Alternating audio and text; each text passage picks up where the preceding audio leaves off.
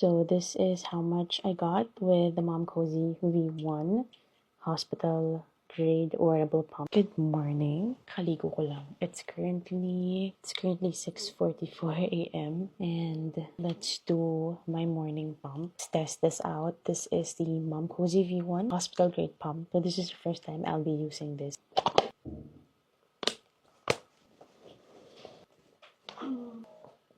Again, this is the first time I'm using this.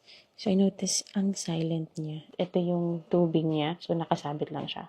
So, I can still move around while still using a hospital-grade pump. Very convenient. So, I set the timer ng 15 minutes. I'm expecting less output dito sa left kasi dito nag-latch si baby kanina and more output dito sa right kasi hindi pa siya nag-latch dyan. Medyo heavy na yung right. So, feel ko mas maraming lamang milk yan. So, we'll see later. So, we're done with my 15 minutes. I'm done with my 15-minute morning pump. Expecting too much from here. Onti lang siya. This is from the left boob. As expected, onti lang siya kasi nag-latch na si baby sa left boob ko kanina. So, as expected, this one is from the right boob. Mas marami siya. 122 ml or like 4 ounces. This is how much milk I got. I'm gonna transfer it dito sa bottle that comes with my Mom Cozy cooler.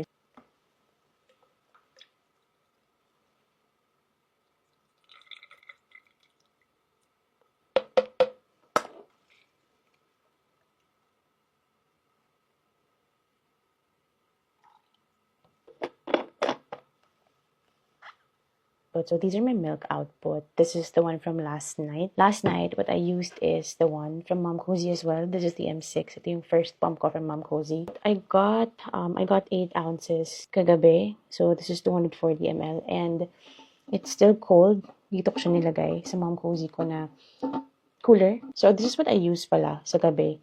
Kapag nagpapamp ko, parang hindi na ako bumababa sa baba. Kasi wala naman akong freezer here sa taas.